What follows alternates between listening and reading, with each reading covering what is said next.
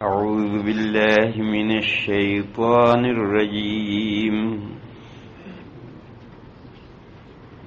يا أيها الذي نزل عليه الذكر إنك لمجنون لو ما تأتينا بالملائكة إن كنت من الصادقين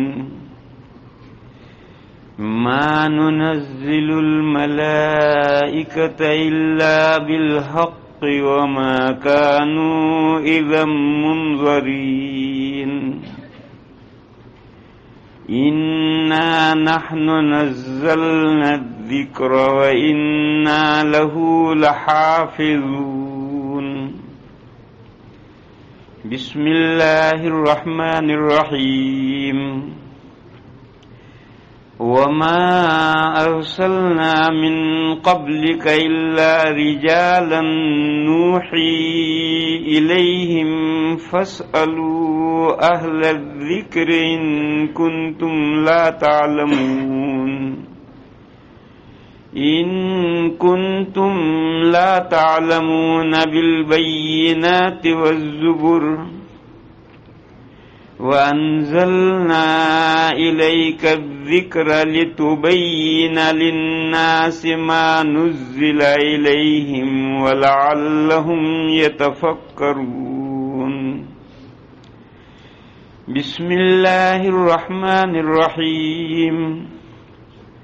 ومن يشاقق الرسول من بعد ما تبين له الهدى ويتبع غير سبيل المؤمنين نوله ما تولى ونصله جهنم وساءت مصيرا. صدق اللہ مولانا العظیم. بزرگوں اور بھائیوں، یہ 3 جگہ سے میں نے 3 آیتیں پڑھی. پہلی جگہ سورہ ہجر کی ہے، 14ویں پارے کے بالکل شروع میں. ان آیات میں اللہ پاک جل شانہ و عم نوالہ نے مشرکین مکہ جو قرآن کریم کے پہلے مخاطب ہیں، نبی پاک صلی اللہ تعالی علیہ وسلم نے جن لوگوں میں سب سے پہلے کام شروع کیا ہے اور جنہوں نے قرآن کا نبی پاک صلی اللہ تعالی علیہ وسلم کی نبوت کا حضور کے لائے ہوئے دین کا سب سے پہلے انکار کیا ہے، ان کا ایک اعتراض ہے، اس اعتراض کا جواب ہے.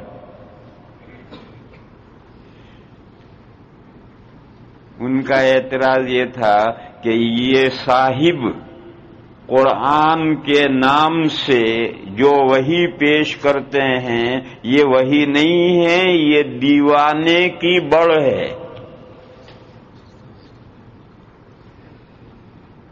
دیوانے کی بڑھ مانے دیوانہ صبح سے شام تک بکتا ہی رہتا ہے. یہ جو پاگل دیوانہ صبح سے شام تک بکتا رہتا ہے، یہ قرآن دیوانے کی بڑھ ہے.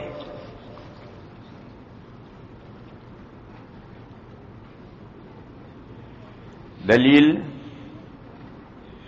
یہ ہے کہ یہ صاحب یہ کہتے ہیں کہ یہ قرآن میرے پاس اللہ کے یہاں سے، یہ اللہ کا کلام ہے، اللہ کے یہاں سے آیا ہے، فرشتہ لے کر میرے پاس آتا ہے. یہ کہتے ہیں تو فرشتہ تمہارے پاس آتا ہے تو ہمیں بھی تو دکھاؤ کیسا فرشتہ آتا ہے. ہمیں کیوں نہیں دکھاتے وہ فرشتہ؟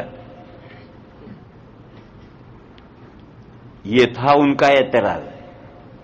دعویٰ یہ کرتے ہو کہ اللہ کا کلام ہے اور اللہ کے پاس سے فرشتہ لے کر میرے پاس آتا ہے، تو آپ کے پاس فرشتہ آ جاتا ہے تو ہمیں کیوں نہیں دکھا سکتے فرشتے؟ ہمارے پاس کیوں نہیں لاتے فرشتے؟ ہمیں دکھاؤ کہ فرشتے کیسے ہوتے ہیں اور اللہ کا کلام کیسے لاتے ہیں. ان کا یہ قول تھا، قرآن کریم اس کا جواب دے رہا ہے.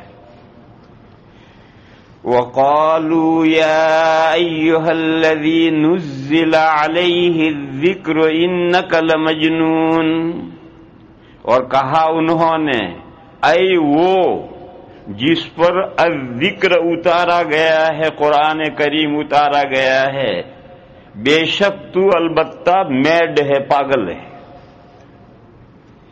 وقالوا يا أيها الذي نزل عليه الذكر إنك لمجنون، یعنی تو کہتا ہے کہ قرآن مجھ پر اتارا گیا، اللہ کا کلام ہے اور اللہ کے یہاں سے مجھ پر یہ اتارا گیا ہے، یہ سب تیری باتیں ایسی ہیں، یہ تو پاگل کی، یہ تو دیوانے کی بڑ ہے۔ دیوانہ جیسے صبح سے شام تک بکتا رہتا ہے، بولتا رہتا ہے، ایسا تو ہی بولتا رہتا ہے اور اپنا کلام ہے اور کہتا ہے اللہ کا کلام۔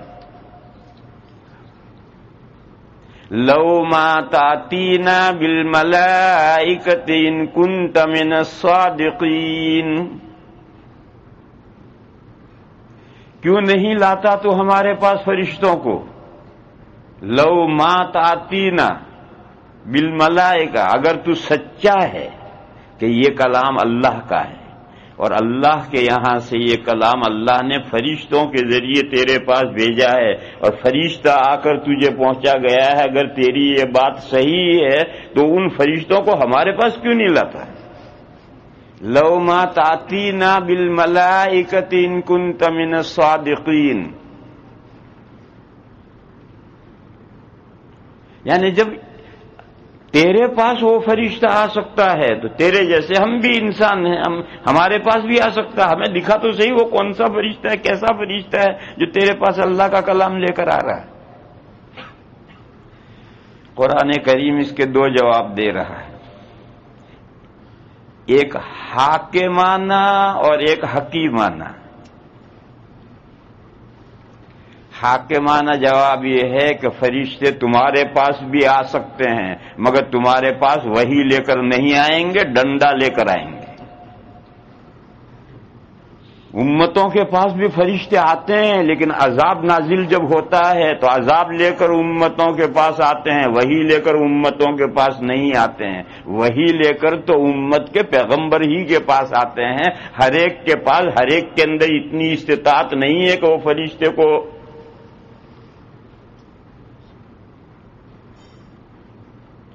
ایک صاحب لکڑی کا گٹھڑ اٹھائے جا رہے تھے، بڑا بھاری تھا،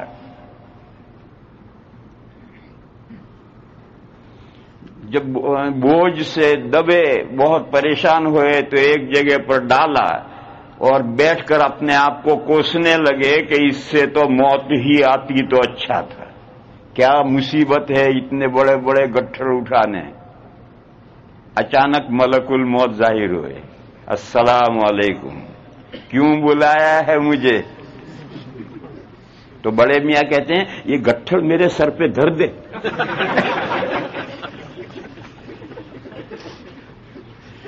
سبحان،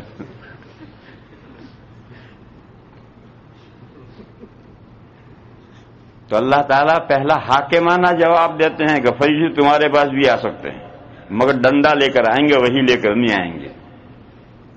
وقالوا يا أيها الذي نزل عليه الذكر إنك لمجنون لو ما تأتينا بالملائكة إن كنت من الصادقين ما ننزل الملائكة إلا بالحق وما كانوا إذا منذرين، نہیں اتارتے ہیں ہم فرشتوں کو مگر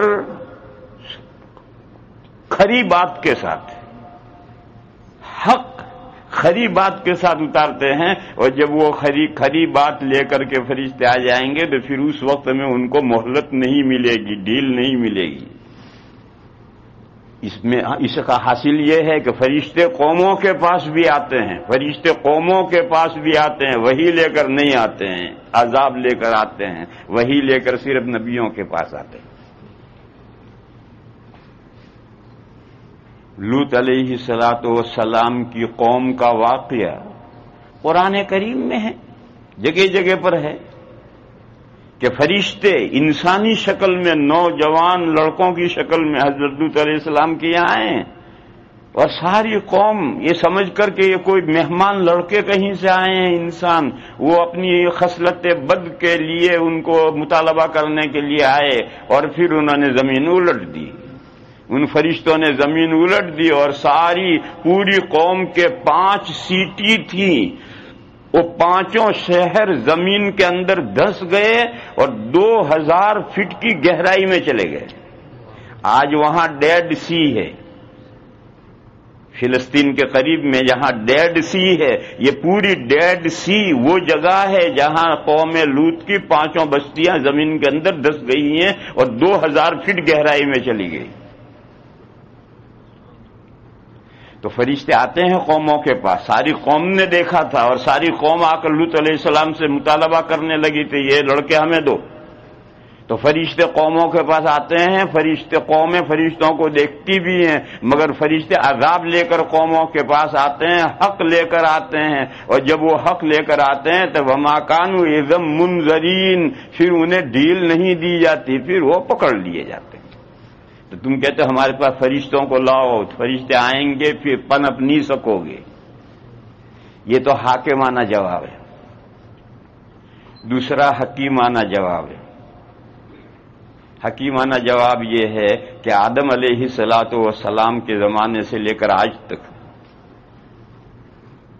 پاگل کتنے لوگ گزرے ہیں، اللہ جانے کتنے گزرے ہیں، بے شمار پاگل گزرے ہیں، اور جتنے پاگل گزرے ہیں وہ پوری زندگی بک بک ہی کرتے رہے ہیں، بیچارے پاگل ہیں، صبح سے شام تک بولتے ہی رہتے ہیں۔ آج دنیا میں کسی پاگل کا ریکارڈ ہے؟ بتاؤ دنیا میں کسی گزرے ہوئے پاگلوں میں سے کسی پاگل کی زندگی میں بولی ہوئی باتیں آج ریکارڈ ہے کہیں؟ کہیں نہیں۔ اور قرآن نے کہا کہ یہ صاحب جن پر تم اعتراض کر رہے ہو، وہ جو کلام پیش کر رہے ہیں اس کی حفاظت کی گارنٹی ہم لے رہے ہیں۔ اِنَّا نَحْنُ نَزَّلْنَا الذِّكْرَ وَإِنَّا لَهُ لَحَافِظُونَ۔ اللہ فرماتے ہیں کہ یہ الذکر یعنی یہ قرآن کریم ہم ہی نے اتارا ہے۔ اِنَّا نَحْنُ نَزَّلْنَا الذِّكْرَ، تم جو کہتے ہو یہ انہی کی بڑھ ہے، دیوانے کی بڑھ ہے، یہ بولتے رہتے، ایسا نہیں ہے۔ اللہ فرماتے ہیں یہ الذکر، یہ قرآن کریم ہم ہی نے اتارا ہے، وَإِنَّا لَهُ لَحَافِظُونَ، اور ہم ہی اس قرآن کریم کی حفاظت کرنے والے ہیں۔ اگر یہ دیوانے کی بڑھ ہے تو آج تک کسی دیوانے کی بڑھ محفوظ نہیں ہے، وہ بولتا ہے 5 منٹ کے بعد میں کوئی بھی نہیں جاتا اس نے کیا بولا۔ آج تک جتنے پاگل دیوانے گزرے ہیں کسی کا بولا ہوا تو محفوظ نہیں، ریکارڈ نہیں ہے، اور اس کے لیے یہ اطلاع پیشین گوئی کی جا رہی ہے، خبر دی جا رہی ہے کہ یہ ذکر اللہ فرماتے ہم نے اتارا، ہم اس کی حفاظت کریں گے۔ اگر یہ دیوانے کی بڑھ ہوتی تو یہ بڑھ محفوظ نہیں رہ سکتی تھی، اور آج 14 صدیاں گزر گئی ہیں، اس کلام میں زبر زیر کا فرق نہیں پڑا ہے، بے عینی محفوظ ہے اور قیامت کی صبح تک محفوظ رہے گا۔ یہ اس بات کی دلیل ہے کہ یہ مجنون اور پاگل کی باتیں نہیں ہیں، یہ اللہ کا کلام ہے، اللہ کے یہاں سے نازل کیا گیا ہے۔ یہ پہلی جگہ پر جو آیتیں ہیں اس کا میں نے ترجمہ کیا۔ قرآن کریم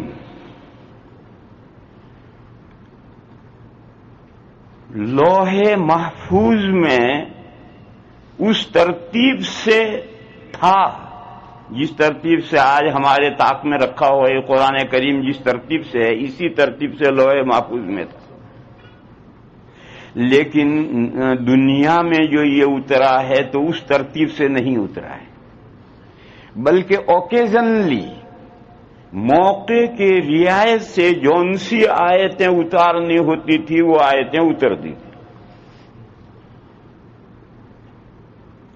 اور جب وہ آیتیں اترتی تھی تو فوراً کاتبین وحی کو بلا کر کے وہ آیتیں لکھوا دی جاتی تھی، پھر نماز کے بعد صحابہ کو وہ آیتیں سنا کر کے صحابہ کو حفظ کرا دی جاتی تھی، مرد اور عورتیں سب حفظ کر لیتے تھے، اور پھر حفظ کر کے اٹھتے تھے تو شام ہوتے ہوتے مدینہ کے ایک ایک مرد تک اور ایک ایک عورت تک وہ نئی وحی پہنچ جاتی تھی اور سب اس وحی کو یاد کر لیتے تھے۔ اسی طرح سے 23 سال میں تھوڑا تھوڑا نازل ہوتا رہا، اور جب چند آیتیں نازل ہوتی تھی تو حضرت جبرائیل یہ بتاتے تھے کہ یہ آیتیں فلاں صورت میں فلاں آیتوں کے بعد لکھی جائیں، اس طرح سے وہ لکھی جاتی تھی۔ پھر جب کوئی صورت مکمل ہو جاتی تھی تو صحابہ میں سے جو صحابی اس صورت کو مانگتا تھا اسے دے دی جاتی تھی۔ کسی کو اس کی کاپی کرنی ہے، اس میں سے نسخہ نقل کرنی ہے تو فلاں صحابی کے پاس میں سورہ طٰہٰ ہے، جاؤ ان سے نقلیں لو، اس سے نقل لے گا، پھر نقل سے دوسرا نقل لے گا، یوں حسب ضرورت۔ عربوں میں پڑھنے لکھنے کا رواج زیادہ نہیں تھا، اس لیے زیادہ نقلیں ہوتی بھی نہیں، پڑھنا جانتے ہی نہیں تھے۔ وہ حافظے پر اعتماد کرتے تھے اور جو کلام آتا تھا اسے حفظ کرتے تھے اور یاد کرتے تھے، لیکن کسی کو نقل لینی ہو تو فلاں صحابی کے پاس سورہ طٰہٰ ہے، وہاں سے لو۔ اسی طریقے پر 23 سال میں یہ قرآن کریم اترا اور تمام قرآن الگ الگ صورتیں لکھی گئی، ایک ساتھ قرآن کا یہ مصحف جیسا آج قرآن ہے ایسا قرآن نہیں لکھا گیا، الگ الگ صورتیں لکھی گئی، اور وہ جس صحابی نے مانگی حضور نے اسے دے دی۔ جب حضور کی وفات ہوئی تو حضور کے گھر میں قرآن کریم لکھا ہوا نہیں تھا۔ یہ جو حضور نے پوری زندگی لکھوایا یہ اپنے گھر میں محفوظ نہیں رکھا تھا، یہ سارا قرآن الگ الگ صورتیں لکھی ہوئی مختلف صحابہ کے پاس یہ بکھرا ہوا تھا، حضور نے گھر میں نہیں رکھا تھا۔ اور صحابہ حضور تو حافظ تھے اور بے شمار صحابہ حافظ تھے، اور ہر رمضان میں حضرت جبرائیل تشریف لاتے تھے اور پچھلا اترا ہوا قرآن کا حضور کے ساتھ دور کرتے تھے، جیسے آج کل حافظ دور کرتے ہیں وہ بھی دور کرتے تھے۔ آخری رمضان اس میں حضرت جبرائیل نے حضور کے ساتھ 2 دور کیے۔ حضور نے صحابہ سے یہ فرمایا کہ ایسا معلوم ہوتا ہے کہ میری دنیا کی زندگی فنش ہونے جا رہی ہے۔ تو صحابہ نے پوچھا یا رسول اللہ کیسے معلوم ہوا؟ تو حضور نے فرمایا ہر رمضان میں جبرائیل 1 دور کرتے تھے، اس رمضان میں انہوں نے 2 دور کیے میرے ساتھ۔ خیر، حضور دنیا سے چلے گئے، اس کے بعد فوراً مسیلمہ کذاب کے ساتھ جنگ پیش آئی۔ وہ نبوت کا دعویٰ کرنے والا مسیلمہ کذاب، اس کے ساتھ جو جنگ ہوئی اس میں 600 حافظ صحابہ شہید ہو گئے، اور یہ تو حضور کے بعد پہلی جنگ ہے، اور آگے معلوم نہیں کیا کیا ہونا ہے۔ تو سب سے پہلے حضرت فاروق اعظم رضی اللہ تعالی عنہ کے ذہن میں یہ بات آئی کہ اگر اسی طرح سے جنگیں ہوتی رہی اور حافظ صحابہ شہید ہوتے رہے تو قرآن کیسے محفوظ رہے گا؟ لہذا قرآن کریم کو سرکاری ریکارڈ میں لے لیا جائے تاکہ یہ ضائع نہ ہو۔ دیکھو حضور اسلامی گورنمنٹ کے حضور امیر المومنین تھے، اللہ کے رسول تو تھے ہی، لیکن جو اسلامی حکومت قائم ہوئی تھی اس کے سربراہ امیر المومنین حضور تھے، لیکن حضور نے اس قرآن کو سرکاری ریکارڈ میں نہیں رکھا تھا، حضور کے گھر میں ہوتا، حضور کی نگرانی میں ہوتا، اس کو سرکاری ریکارڈ کہو، قرآن سرکاری ریکارڈ میں نہیں تھا۔ جب جو صورت مکمل ہوتی گئی جس نے مانگی اسے دے دی گئی، قرآن حضور نے سرکاری ریکارڈ میں نہیں رکھا تھا۔ حضرت عمر نے یہ اسکیم پیش کی حضرت ابو بکر صدیق رضی اللہ تعالی عنہ کے سامنے کہ قرآن کریم کو سرکاری ریکارڈ میں لے لیا جائے تاکہ اس طرح سے جنگوں میں اگر حفاظ شہید ہوتے رہے تو قرآن ضائع نہ ہو جائے۔ حضرت ابو بکر نے کہا کہ عمر میں وہ کام کیسے کروں جو حضور نے نہیں کیا ہے؟ تو حضرت عمر کہتے تھے کہ واللہ ان ذالک لخیر، بخدا ایسا کرنے میں خیر ہے، اچھا کام ہے، حرج کیا ہے؟ حضرت ابو بکر کہتے تھے کہ میں وہ کام کیسے کروں جو حضور نے نہیں کیا؟ کیا حضور سرکاری ریکارڈ میں قرآن کو نہیں رکھ سکتے تھے؟ مگر حضور نے نہیں رکھا تو میں سرکاری ریکارڈ میں کیسے لوں؟ ان دونوں بزرگوں کے درمیان میں مختلف موقعوں پر اس مسئلے پر گفتگو ہوتی رہتی تھی کہ قرآن جمع کر لیا جائے۔ یہ لفظ کتابوں میں آتا ہے کہ قرآن جمع کر لیا، اس کو لوگ سمجھتے نہیں، اس لیے میں اسے سمجھا رہا ہوں کہ جمع کرنے کا کیا مطلب ہے۔ یہ قرآن بے عینی سارا اسی ترتیب سے تمام حافظوں کو یاد تھا، اور ہر رمضان میں حضرت جبرائیل آ کر دور کرتے تھے، پھر اب کیا جمع کرنا ہے؟ یہ جمع کرنے کا مطلب ہے سرکاری ریکارڈ میں لینا، سرکاری ریکارڈ میں قرآن نہیں تھا۔ دونوں بزرگوں کے درمیان میں گفتگو ہوتی رہی، یہاں تک کہ اللہ تعالی نے حضرت ابو بکر کے سینے کو کھول دیا اور ان کے سمجھ میں یہ بات آ گئی کہ اس کو جمع کرنے میں کوئی حرج نہیں۔ اس کام پر کس کو مقرر کیا جائے، کس کی ڈیوٹی لگائی جائے جو یہ کام کرے؟ تو ایک صحابی تھے انصاری زید ابن ثابت رضی اللہ تعالی عنہ، کاتبین وحی میں تھے۔ حضور کے زمانے میں 16 صحابہ تھے، وہ جو وحی لکھتے تھے۔ جب وحی نئی نازل ہوتی تھی تو ان 16 آدمیوں میں سے جو بھی اویلیبل ہوتا اس کو بلا کر حضور وحی لکھواتے تھے۔ تو حضرت زید ابن ثابت بھی کاتبین وحی میں سے تھے۔ حضرت ابو بکر صدیق نے ان کو بلایا اور یہ کہا کہ بھئی یہ کام کرنا ہے، تو انہوں نے بھی فوراً وہی بات کہی کہ جو کام حضور نے نہیں کیا وہ کام آپ دونوں حضرات کیسے کر رہے ہیں؟ تو ان دونوں نے ان کو بھی سمجھایا کہ بھئی اس میں حرج کیا ہے، اس میں نقصان کیا ہے۔ بار بار مختلف مجلسوں میں ان کو سمجھاتے رہے، یہاں تک کہ حضرت زید بن ثابت کو بھی شرح صدر ہو گیا۔ چنانچہ صحابہ میں اعلان کیا گیا کہ جس کے پاس قرآن کریم کی اوریجنل تحریر ہے، جو کاپیاں ہوئی وہ نہیں چاہیے، جو اوریجنل تحریر ہے جو حضور نے لکھوائی ہے اور لکھنے کے بعد حضور نے حضرت جبرائیل کی ہدایت کے مطابق لکھوائی ہے، حضور کے ملاحظے سے گزری ہے، وہ اوریجنل تحریر لاؤ اور 2 گواہ لاؤ اس بات کے کہ یہ اوریجنل تحریر ہے۔ اس میں ایک گواہ تو جس کے پاس وہ صورت ہے وہ ایک گواہ، تو اس کے ساتھ ایک دوسرا اور گواہ چاہیے، 2 گواہ چاہیے اس بات کے کہ اوریجنل تحریر ہے۔ اور پھر اس میں سے کاپی در کاپی ہوئی وہ تحریریں نہیں چاہیے۔ چنانچہ سب صحابہ کے پاس محفوظ تھی، فٹافٹ آئی، گواہیوں کے ساتھ آئی۔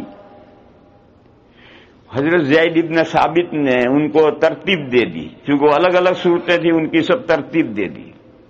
ترتیب دے کر کے حضرت زید ابن ثابت خود حافظ تھے، انہوں نے پڑھا تو اس میں 2 آیتیں نہیں تھی، تو اعلان کیا کہ پورا قرآن کریم آ گیا ہے، 2 آیتیں نہیں آئی۔ سورہ توبہ کے آخر کی 2 آیتیں نہیں آئی، ان کی اوریجنل تحریر نہیں آئی۔ تو ایک صحابی کھڑے ہوئے اور انہوں نے کہا کہ اس کی جو اصل تحریر ہے، اوریجنل تحریر، وہ میرے پاس ہے اور میں دوسرا گواہ ڈھونڈ رہا ہوں، ابھی تک مجھے دوسرا گواہ نہیں ملا، اس لیے میں لے کر حاضر نہیں ہوا۔ تو حضرت زید ابن ثابت نے کہا بھئی لاؤ دکھاؤ کہاں ہے۔ وہ دکھائی تو وہ حضرت زید ابن ثابت کے ہاتھ کی لکھی ہوئی تھی۔ تو حضرت زید نے کہا اس کا گواہ تو میں ہوں، یہ تو میرے ہاتھ کی لکھی ہوئی۔ یوں 2 گواہ ہو گئے اور وہ تحریریں لی گئی۔ اب پورا قرآن کریم اوریجنل تحریریں آ گئی۔ اب حافظ کو بٹھاتے تھے، حضرت زید حافظ کو بٹھاتے تھے، حافظ اپنے حفظ سے پڑھتا تھا اور حضرت زید اس کے ساتھ ملا کر سنتے تھے۔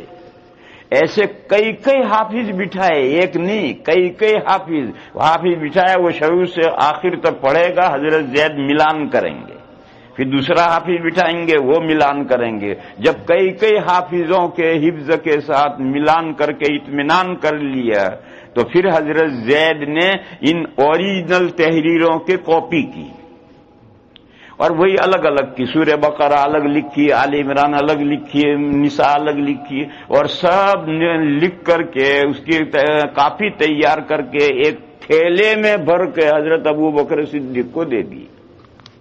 اور یہ جو اوریجنل تحریریں تھیں وہ جن کے پاس جن کی ملکیت تھی ان کو واپس کر دی گئی، اعلان کر دیا کہ جس کی جو تحریر لے جاؤ واپس۔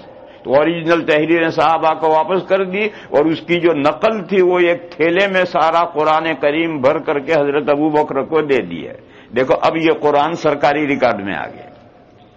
آج تک کسی ایک آدمی کے پاس پورا قرآن محفوظ نہیں تھا، حافظے میں تو تھا لیکن تحریری طور پر کسی کے پاس نہیں تھا۔ ان کے پاس سورہ بقرہ ہے، ان کے پاس آل عمران ہے، ان کے پاس توبہ ہے، یوں الگ الگ تھا۔ کسی ایک آدمی کے پاس قرآن محفوظ لکھا ہوا نہیں تھا۔ اب سارا قرآن تھیلے میں بھر کر حضرت ابو بکر کو دے دی۔ حضرت ابو بکر صدیق رضی اللہ تعالی عنہ نے وہ تھیلا حضرت عائشہ کے پاس رکھوا دیا۔ حضرت عائشہ ان کی صاحبزادی تھی اور ام المومنین تھی، ازواج مطہرات میں سے، وہ تھیلا ان کے پاس رکھوا دیا تاکہ کبھی ضرورت پڑے دیکھنے کی تو اس کو دیکھا جائے۔ آج کل جیسے سرکاری ریکارڈ رکھنے کے بینک ہیں اور لاکر اور یہ اور وہ، اس زمانے میں تھا نہیں، سادہ سال مسئلہ تھا، تو حضرت عائشہ کے پاس وہ تھیلا رکھ دیا۔ پھر ادھر کیا ہوا؟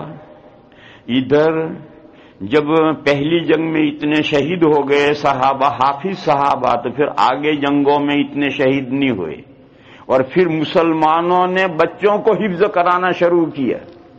تو اگر 10 شہید ہوتے ہیں تو 100 حافظ نئے تیار ہو جاتے ہیں، تو حفظ کا سلسلہ بڑھ گیا۔ اور حضرت فاروق اعظم رضی اللہ تعالی عنہ نے تو اپنے دور خلافت میں اتنی توجہ کی قرآن کریم کے حفظ پر کہ لوگوں پر پابندی لگائی کہ حدیث زیادہ مت بیان کرو، لوگوں کو قرآن میں لگا رہنے دو۔ جب حضرت ابو بکر صدیق رضی اللہ تعالی عنہ کا انتقال ہوا تو وہ تھیلا حضرت عائشہ کے پاس سے لے کر حضرت حفصہ کے پاس رکھ دیا، کیوں حضرت حفصہ حضرت عمر کی صاحبزادی تھی، تو کبھی دیکھنا پڑے تو بے تکلف وہاں سے دیکھ سکے۔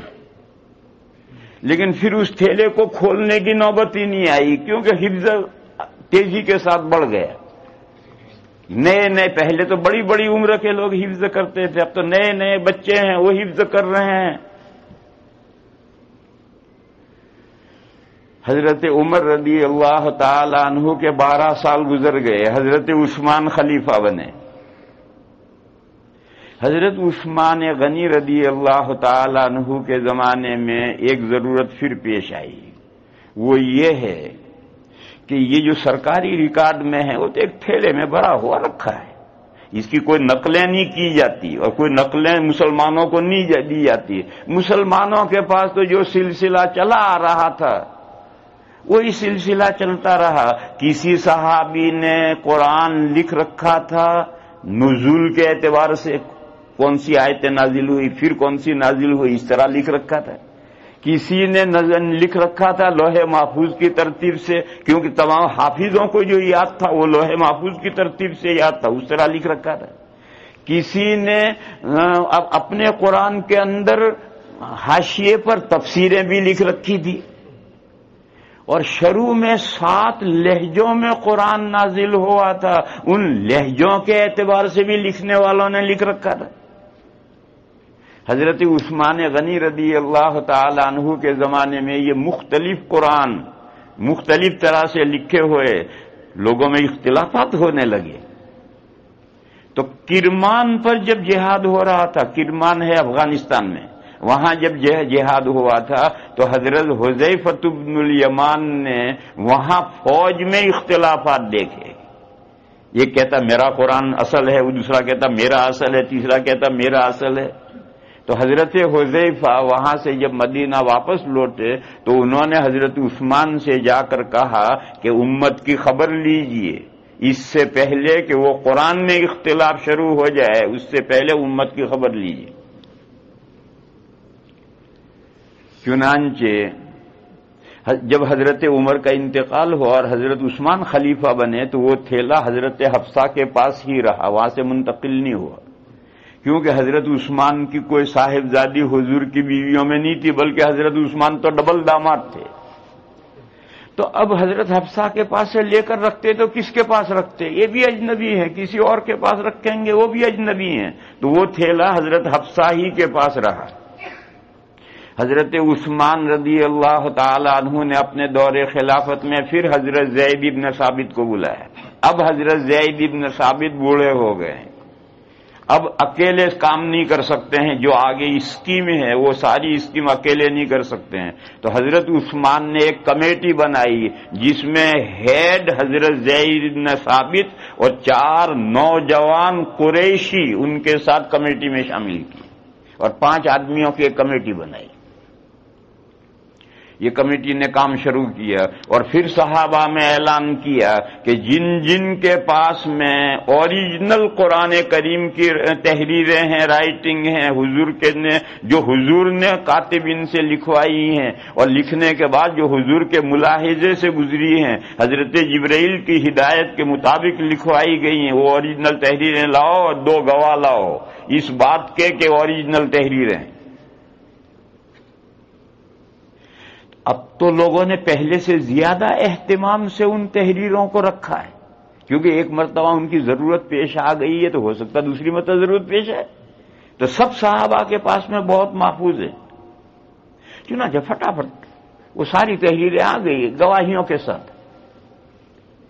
اب وہ تھیلا حضرت حفصہ کے پاس سے منگوایا گیا اور وہ تھیلے کو ترتیب سے رکھا، یہ تحریروں کو ترتیب سے رکھا، تو اب کے 2 آیتیں سورہ احزاب کی نہیں آئی، من المؤمنین رجال صدقوا ما عاہدوا اللہ علیہ، یہ آیتیں نہیں آئی۔ تو پھر اعلان کیا گیا کہ بھئی سورہ احزاب کی 2 آیتیں نہیں آئی۔ تو ایک صحابی کھڑے ہوئے، انہوں نے کہا وہ میرے پاس ہیں، وہ 2 آیتیں اس کی اوریجنل تحریر میرے پاس ہے، لیکن پچھلی مرتبہ جو میں نے پیش کی تھی اور میں نے اپنے ساتھ دوسرا گواہ پیش کیا تھا، وہ گواہ کا انتقال ہو گیا، اب میں دوسرے گواہ کی تلاش میں ہوں جو یہ جانتا ہو کہ یہ اوریجنل تحریر ہے۔ تو میں گواہ ڈھونڈ رہا ہوں، ابھی تک ملا نہیں، پچھلی مرتبہ میں نے جو گواہ پیش کیا تھا اس کا انتقال ہو گیا۔ جب وہ کھڑے ہوئے تو وہ صحابی تھے، ان کا نام تھا حضرت خزیمہ ابن ثابت۔ تو سارے مجمع نے کہا کہ ان کو دوسرے گواہ کی ضرورت نہیں ہے۔ ایک موقع پر نبی پاک صلی اللہ تعالی علیہ وسلم نے ان کی تنہا گواہی کو 2 کی گواہی کے برابر قرار دیا ہے، لہذا ان کی اکیلوں کی گواہی 2 کے برابر ہے، ان کو دوسرا گواہ نہیں چاہیے۔ وہ ہوا یہ تھا کہ نبی پاک صلی اللہ تعالی علیہ وسلم نے ایک اونٹ بیچا اور ایک اعرابی نے، دیہات کے ایک آدمی نے اونٹ خریدا، اونٹ لے کے چلا گیا، اس نے پیسے حضور کو دے دیے، اونٹ لے کے چلا گیا۔ ایک عرصے کے بعد وہ واپس آیا اور اس نے کہا مجھے اونٹ پسند نہیں، تو حضور نے کہا تجھے اونٹ پسند نہیں، تو پیسے اپنے واپس لے جا۔ جب پیسے واپس لینے کا مسئلہ آیا تو اختلاف ہوا۔ حضور نے فرمایا کہ میں نے تجھے مثال کے طور پر $100 میں بیچا تھا اور تجھ سے میں نے قیمت $100 لی ہے۔ وہ کہنے لگا میں نے تو $125 میں خریدا تھا اور آپ کو $125 دیے، اب $25 کا جھگڑا ہو گیا۔ حضور فرما رہے ہیں کہ میں نے تجھے $100 میں اونٹ بیچا ہے اور تو نے مجھے $100 دیے۔ وہ کہتا ہے میں نے آپ سے $125 میں خریدا ہے اور آپ کو میں نے $125 دیے ہیں، لہذا $125 لاؤ واپس۔ حضور فرماتے بھائی تجھ سے میں نے $100 لیے ہیں، اس کا اونٹ کی قیمت $100 لے۔ وہ دیہاتی کہنے لگا آپ گواہ لائیے، وہ حضور سے کہہ رہا آپ گواہ لائیے۔ تو حضور نے فرمایا کہ بھئی میرا تیرا جب معاملہ ہوا تھا تو ہم 2 ہی تھے، میں گواہ کہاں سے لاؤں؟ کوئی تیسرا تو تھا ہی نہیں، میں اور تو 2 ہی تھے، گواہ کہاں سے لاؤں؟ تو یہ جب ان کی آپس کی بات ہو رہی تھی تو اور صحابہ اکٹھا ہو گئے تھے، تو جب حضور نے فرمایا کہ بھئی جب معاملہ میرا تیرا ہوا تھا ہم 2 ہی تھے، تیسرا کوئی تھا ہی نہیں، گواہ کہاں سے لاؤں؟ تو حضرت حذیفہ نے آگے بڑھ کر کہا یا رسول اللہ میں گواہی دے رہا ہوں کہ آپ نے $100 میں خریدا تھا اور اس سے آپ نے $100 لیے۔ تو حضور نے فرمایا کہ جب ہمارا ان کا معاملہ ہوا تھا آپ کہاں تھے؟ کیسے گواہی دے رہے ہو؟ آپ تو تھے نہیں۔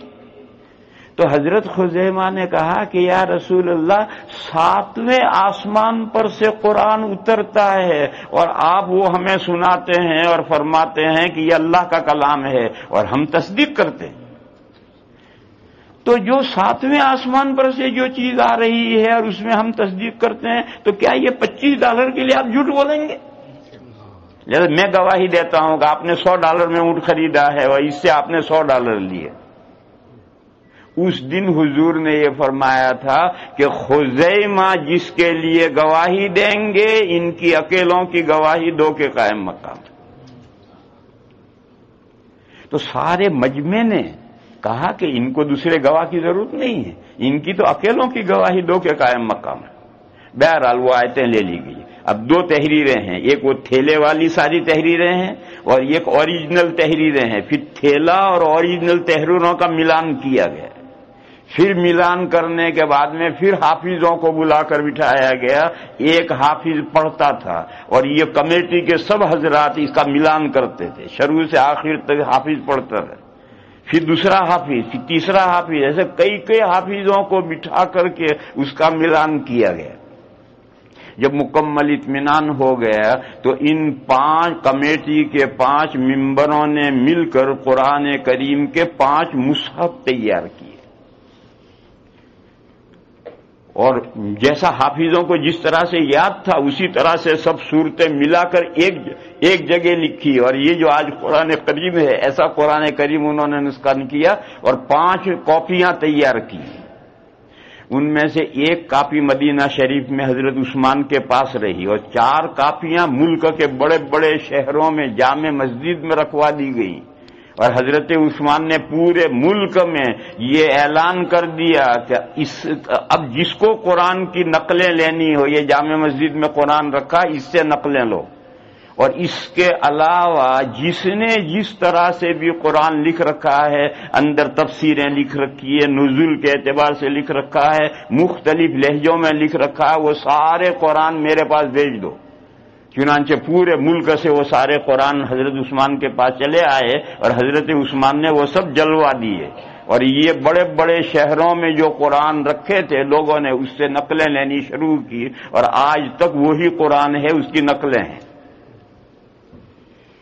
کیا مطلب ہوا اس کا مطلب یہ، اچھا پھر وہ تھیلا حضرت حفصہ والا حضرت حفصہ کے پاس واپس کر دیا گیا، پھر اس کا کیا ہوا اللہ جانے کیا ہوا۔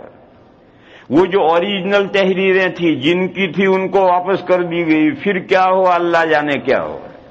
تو کچھ عرصے کے بعد ختم ہو جاتی ہیں پرانے زمانے کی سادہ تحریریں۔ اس کا حاصل یہ ہے کہ صدیق اکبر کے زمانے میں جس قرآن کریم کو سرکاری ریکارڈ میں لیا گیا تھا، حضرت عثمان نے اسے سرکاری ریکارڈ میں سے نکال کر پھر مسلمانوں کو سونپ دیا، لو یہ قرآن تمہارا۔ جو کام حضرت ابو بکر نے کیا تھا انہوں نے سرکاری ریکارڈ میں لیا تھا، حضرت عثمان نے سرکاری ریکارڈ سے نکال دیا۔ اور آج دنیا کی کوئی اسلامی گورنمنٹ اس کے سرکاری ریکارڈ میں قرآن نہیں۔ آج 1400 سال میں، اس 1400 سال میں کسی بھی اسلامی حکومت کے سرکاری ریکارڈ میں قرآن کریم نہیں ہے۔ قرآن کریم مسلمانوں کو سپرد کر دیا گیا ہے، اللہ اس کے حفاظت کرنے والے ہیں اور مسلمانوں کو اس کی حفاظت کرنی ہے، گورنمنٹوں کی ذمہ داری نہیں۔ اگر کوئی گورنمنٹ قرآن کریم کی خدمت کرتی ہے اس کی سعادت ہے۔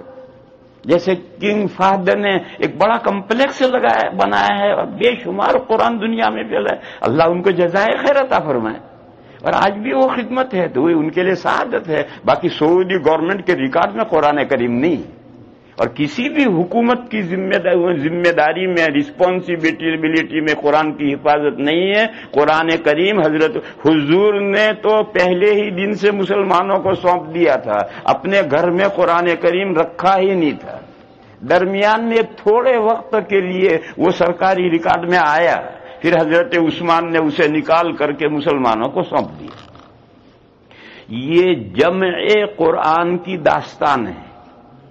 حضرت ابو بکر صدیق رضی اللہ تعالی عنہ نے جو قرآن جمع کیا یعنی سرکاری ریکارڈ میں لیا، اور حضرت عثمان نے جو قرآن جمع کیا یعنی تمام مسلمانوں کو اس قرآن پر جمع کر دیا۔ انہوں نے کوئی جمع نہیں کیا، وہ تو سرکاری ریکارڈ میں تھیلے میں بھرا ہوا ہے، اوریجنل تحریریں ہیں، انہوں نے کچھ نہیں کیا، انہوں نے سب مسلمانوں کو اس قرآن پر متفق کر دیا۔ اور آج قرآن کے بارے میں امت میں کوئی اختلاف نہیں ہے، ایک زبر زیر میں بھی اختلاف نہیں،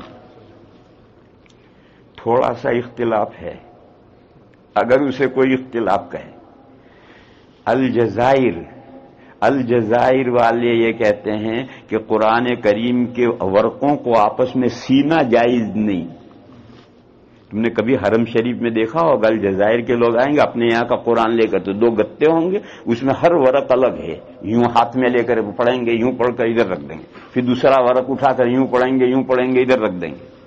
اور حضرت عثمان کے زمانے میں جس رائٹنگ میں لکھا تھا وہ کہتے ہیں اسی رائٹنگ میں لکھنا آج تک ضروری ہے، ان کا قرآن اسی رائٹنگ میں چھپتا ہے، اور ان ورقوں کو آپس میں سیتے نہیں۔ تو یہ الجزائر میں یہ طریقہ چلا آ رہا ہے، وہ ہر ورق الگ، کیونکہ حضرت عثمان کے زمانے میں ہر ورق الگ تھا، آپس میں ورق سیے نہیں گئے، اور کوفی خط میں لکھا گیا تھا، اس خط کو ہم تو آج پڑھ بھی نہیں سکتے۔ اگر اس کو کوئی اختلاف کہے، حقیقت میں یہ کوئی اختلاف نہیں، لیکن اگر کوئی اختلاف کہے تو اتنی تو بات ہے، باقی کوئی اختلاف نہیں، زبر زیر میں کوئی فرق نہیں۔ اور وہ جو 7 لہجے تھے وہ سارے لہجے اسی رسم الخط کے اندر سمو لیے گئے ہیں، الگ اس سے الگ کسی دوسرے رسم الخط میں قرآن کریم دنیا میں کہیں لکھا ہوا نہیں۔ یہ ساری میں نے تفصیل کیوں کی ہے؟ اب لوٹ کر اس آیت کریمہ پر آؤ جس میں اللہ تعالیٰ نے ذمہ داری لی۔ اللہ نے فرمایا اِنَّا نَحْنُ نَزَّلْنَا الذِّكْرَ، بے شک ہمیں نے یہ قرآن کریم اتارا ہے، وَإِنَّا لَهُ لَحَافِظُونَ، اور بے شک ہم البتہ اس قرآن کریم کی حفاظت کرنے والے ہیں۔ حفاظت کرنے والے ہیں، اس کے لیے قرآن نے جو لفظ استعمال کیا ہے وہ حافظون ہے، جو حافظ کی جمع ہے، اور اس لفظ میں اشارہ ہے کہ اللہ تعالی اس عالم اسباب میں قرآن کی حفاظت فرمائیں گے حافظوں کی مدد سے۔ خود اس لفظ حافظون میں اشارہ، ایک حافظ سے قرآن کی حفاظت نہیں ہو سکتی، لاکھوں حافظ، دنیا میں لاکھوں حافظ ہیں، اور کسی حافظ کے ماتھے پر نہیں لکھا ہوا کہ یہ حافظ ہے۔ آج دنیا کی اگر ساری دنیا اکٹھا ہو جائے قرآن کریم کا ایک زبر زیر بدلنے پر نہیں بدل سکتی ہے۔ کیوں؟ یہ جو لکھا ہوا چھپا ہوا ہے اس پر تو اعتماد ہے ہی نہیں، اعتماد تو حافظوں پر ہے۔ اور حافظ کون ہیں؟ اللہ جانے کون ہے، لاکھوں آدمی دنیا میں ہیں اور پتہ کسی کو نہیں ہے، لہذا حافظوں کو چن چن کر کوئی مار ڈالنا چاہے تو کہاں سے مارے گا؟ کسی حافظ کی پیشانی پر تو لکھا ہوا ہے نہیں۔ اور آپ کو ایک قصہ سن کر بڑی حیرت ہوگی، یہ جو روس نے 5 ملک چھوڑ دیے غریبی کی وجہ سے، ازبکستان، تاجکستان، قزاقستان اور پتہ نہیں کون سے استان، تو ان میں سے میں ازبکستان گیا تھا۔ ازبکستان میں سمرقند، تاشقند، بخارا، مرغلان، یہ سب ازبکستان میں ہے۔ یہ تاشقند وہ ہے جہاں اصول شاشی لکھی گئی ہے، یہ سمرقند وہ ہے جہاں ہزاروں کتابیں لکھی گئی ہیں، یہ بخارا وہ ہے جہاں بخاری شریف لکھی گئی ہے، یہ مرغلان وہ ہے جہاں ہدایہ لکھی گئی ہے۔ یہ وہ ملک ہے، یہ 80 سال تک کمیونزم کے انڈر میں رہا ہے، اور اس صورتحال سے رہا ہے کہ پورے ان 5 ملکوں میں کوئی قرآن کا نسخہ موجود نہیں تھا، کوئی چیز نہیں تھی، نہ کوئی قرآن پڑھ سکتا تھا، نہیں لکھ سکتا تھا، نہ اللہ بول سکتا تھا۔ آج وہاں جا کر دیکھو بیچارے لفظ اللہ نہیں بول سکتے۔ وہاں میں نے دیکھا کہ بعض حافظ ہیں اور ایک نہیں متعدد حافظ بہترین قرآن پڑھتے ہیں. تو میں نے وہاں کے لوگوں سے پوچھا، ہم گئے تھے وہاں ایک سیمینار ہوا تھا امام بخاری علیہ الرحمہ پر، اور امام بخاری کی قبر ہے سمرقند سے 17 کلومیٹر پر امام بخاری علیہ الرحمہ کی قبر ہے. خرتنگ ایک گاؤں ہے چھوٹا سا، وہاں قبر ہے، ان کی قبر پر بھی ہم گئے ہیں. تو سمرقند میں وہ سیمینار ہوا تھا، اس میں گئے تھے. تو سمرقند، تاشقند، یہ سب جگہ ہم گھومے ہیں. تو دیکھا کہ حفاظ ہیں وہاں کے مقامی. ہم نے ان سے پوچھا کہ بھئی یہ اس ملک میں حافظ کیسے؟ تو لوگوں نے ہمیں بتایا کہ اصل میں طریقہ یہ تھا، کمیونزم کے دور میں ایک حافظ صاحب ہیں اور دوسرے ان سے حفظ کرنا چاہتے ہیں، تو صبح کلاڑی اور رسی لے کر جنگل میں نکل جاتے تھے لکڑیاں کاٹنے کے لیے. ایک ادھر نکل گیا، ایک ادھر نکل گیا، ایک ادھر نکل گیا، ایک ادھر نکل گیا، اور بستیوں سے نکل کر 20 مائل 25 مائل چل کر اتنا بستیوں سے دور جا کر کسی پہاڑ کی کھو میں اکٹھا ہوتے تھے. اور وہ حافظ صاحب اپنے حفظ سے قرآن کریم ان کو یاد کراتے تھے، اور وہ دن بھر وہ حفظ کرتے. کوئی قرآن نہیں، حافظ صاحب حفظ کرا رہے ہیں، سب لوگ اسے یاد کر رہے ہیں. جتنا سبق ہے یاد کرا دیا، پھر اٹھے، پھر بکھر گئے، پھر لکڑیاں کاٹی، گٹھڑ سر پہ رکھے اور بستی میں آ گئے. اس طرح سے شہروں سے نکل کر پہاڑوں کی کھو میں جا کر کے ان حافظوں نے حفظ کیا ہے بغیر قرآن کریم کے. تو یہ وہ حافظ ہیں جس ملک میں کمیونزم جہاں اللہ نہیں بول سکتے تھے، وہاں بھی اللہ تعالی حافظ تیار کر رہے ہیں. اللہ کا نظام ہے. بہرحال یہ دنیا دارالاسباب ہے، یہاں ہر چیز کا سبب ہے. اللہ رزاق ہیں مگر روزی کے لیے ہاتھ پیر ہلانے پڑتے ہیں. اللہ ہی زندہ کرنے والے ہیں مگر زندہ ہونے کے لیے شادی کرنی پڑتی ہے. اللہ ہی مارنے والے ہیں مگر مرنے کے اسباب بنتے ہیں. تو اللہ ہی قرآن کریم کی حفاظت کرنے والے ہیں مگر اللہ تعالیٰ حفاظت کیسے کریں گے؟ دنیا دارالاسباب ہے، یہاں اسباب بنیں گے. وہ اسباب کیا ہیں؟ خود اسی آیت میں اشارہ ہے، انا لہو لحافظون. چنانچہ نزول قرآن کے ساتھ ہی فوراً پوری امت نے قرآن کریم کا حفظ شروع کر دیا، مرد بھی عورتیں بھی، جس کو جتنا استطاعت تھی حفظ شروع. اور اس وقت سے لے کر آج تک حفظ پر مدار ہے. اس حفظ کے لیے ذرائع، پہلی چیز تو یہ لازم کر دی گئی کہ ہر شخص کو نماز میں قراءت کرنی ہے. فاتحہ کے بعد قرآن کریم پڑھنا ہے اور حفظ پڑھنا ہے. اور حضور کے زمانے سے لے کر آج تک فرض نمازوں میں قرآن کریم حفظ پڑھنے ہی کا رواج چلا آ رہا ہے. قرآن دیکھ کر فرض نمازوں میں پڑھنے کا رواج نہیں. اب جب ہر مسلمان کو، مرد ہو، عورت ہو، بچہ ہو، بڑا ہو، بوڑھا ہو، شہری ہو، دیہاتی ہو، ہر ایک کو قرآن کریم فرضوں میں پڑھنا ہے تو تھوڑا بہت تو ہر ایک یاد کرے گا ہی. اور جب تھوڑا بہت یاد کرنے والے ہوں گے تو اس سے زیادہ، اس سے زیادہ، اس سے زیادہ، اور سارا قرآن یاد کرنے والے بھی اللہ تعالیٰ اسی میں سے پیدا کر دیں گے، اسی میں سے نکال دیں گے.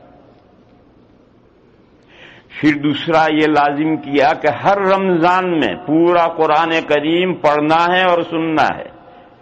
سنت مؤکدہ ہے، ایک مرتبہ قرآن کریم پڑھو اور سنو، اور حفظ پڑھو اور حفظ سنو. تو جو حفظ پڑھے گا تو کتنی ہی مسجدیں دنیا میں، کتنی بے شمار مسجدیں ہیں، ان کو ریکارڈ کر رکھنا بھی مشکل ہے کہ دنیا میں، پوری دنیا میں مسجدیں کتنی ہیں، مصلی کتنے ہیں، جماعت خانے کتنے ہیں. ہر مسجد میں ایک امام ہے جو رمضان میں پورا قرآن سنانا اس کے لیے ضروری ہے، حفظ سنانا ہے. لہذا امت میں لاکھوں حافظ خود بخود ہی تیار ہو.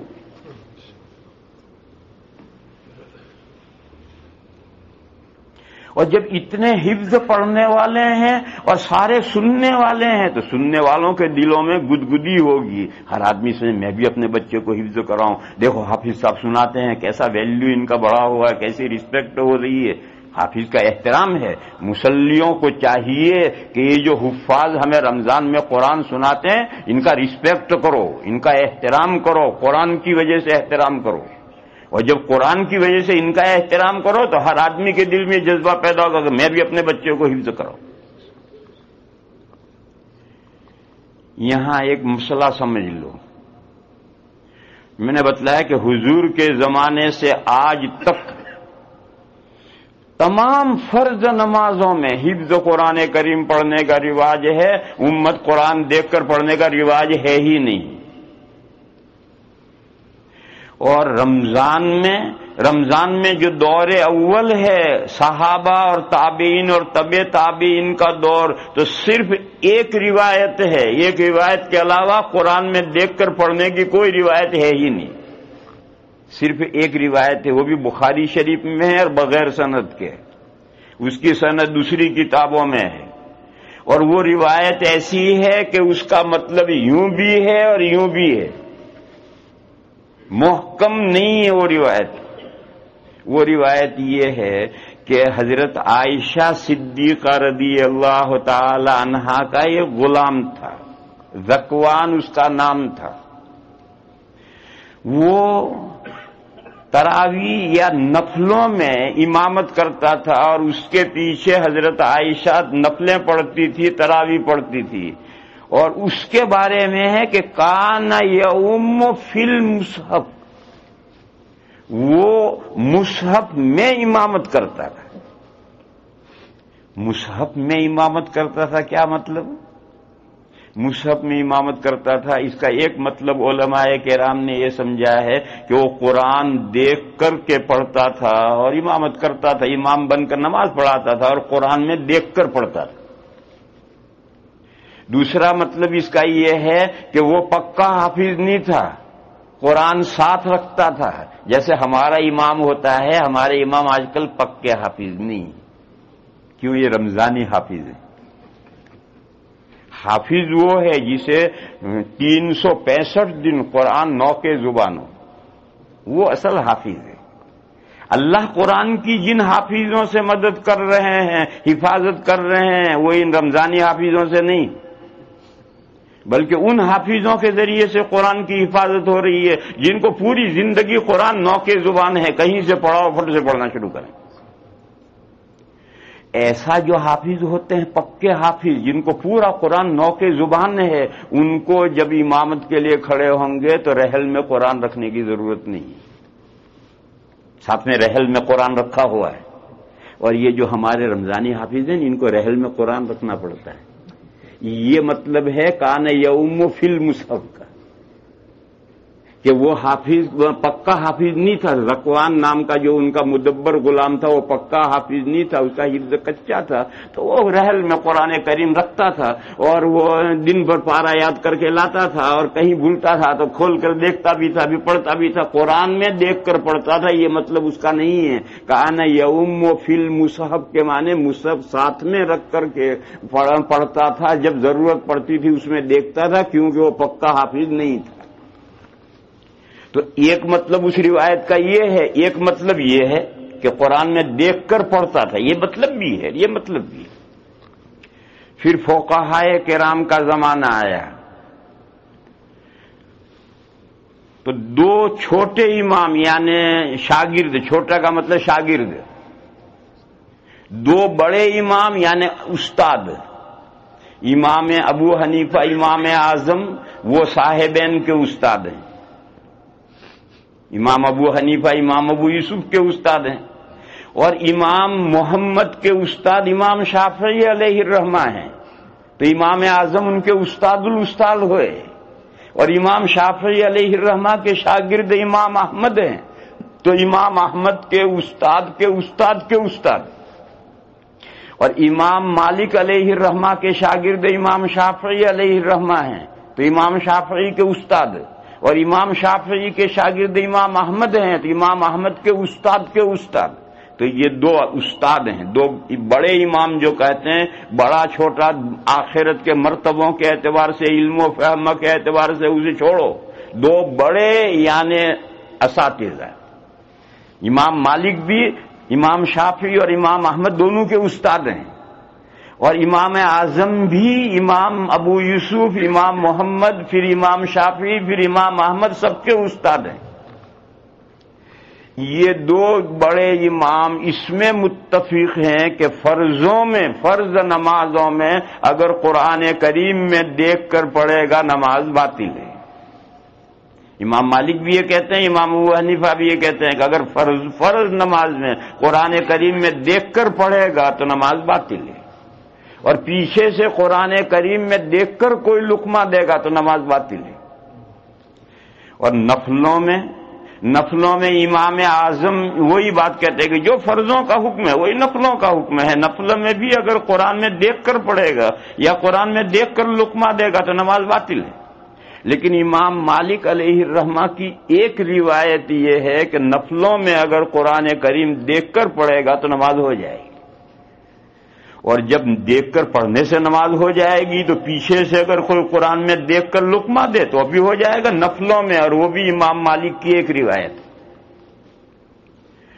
اور دو چھوٹے امام یعنی شاگرد، چھوٹے کا مطلب شاگرد، کہیں اس کو غلط فہمی نہ ہو، حضرت امام شافعی علیہ الرحمہ اور حضرت امام احمد علیہ الرحمہ، ان میں امام شافعی علیہ الرحمہ تو یہ فرماتے ہیں کہ ہر نماز میں قرآن میں دیکھ کر کے پڑھ سکتے ہیں، فرض نماز میں بھی قرآن میں دیکھ کر پڑھو گے تو نماز ہو جائے گی، نفلوں میں بھی قرآن میں دیکھ کر پڑھو گے نماز ہو جائے گی۔